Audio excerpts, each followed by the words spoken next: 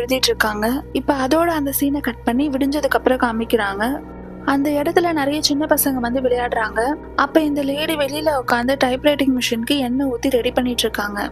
அப்ப அந்த சின்ன பசங்க இந்த லேடிய பயந்து பாத்துட்டு இருக்காங்க. அந்த லேடியும் இவங்க பாக்குறத பாத்துட்டா. அந்த சின்ன பசங்க கிட்ட போறதுக்காக இவங்க போறாங்க. அப்ப அந்த பசங்க அங்கிருந்து பயந்து ஓடிடுறாங்க. அந்த டைம்ல சடனா அங்க பயங்கரமா காத்தடிச்சு அந்த இடமே இருட்டாகுது. திரும்பி பார்த்தா அங்க நிறைய தொட்டில்ல குழந்தைங்க அழுதுட்டு இருக்கிற மாதிரி காமிக்கிறாங்க. அந்த சவுண்டை கேட்டு பயந்து இவங்க கத்தி அழுகுறாங்க. சோ இதுல இருந்தே தெரியுது இவங்க ஏதோ ஒரு விஷயத்துக்காக பயந்துருக்காங்கன்னு. அங்க இருந்து அவங்க ஸ்ட்ரெயிட்டா வீட்டுக்குள்ள வந்து ஒரு கதவை தட்டுறாங்க. அப்ப உள்ள இருந்து அவங்களோட பையன் வரான். இவன் பேரு தான் பிபின். இந்த லேடியோட பேரு சாரா அம்மா. இவங்க பையன் பிபின் இருக்கான்ல, இவன் தான் இந்த கதையோட முக்கியமான கேரக்டர். சாரா அம்மா அவங்க பையன் கிட்ட மார்க்கர் தெரிஞ்சிருச்சு, எனக்கு மார்க்கர் வேணும் அப்படின்னு கேக்குறாங்க.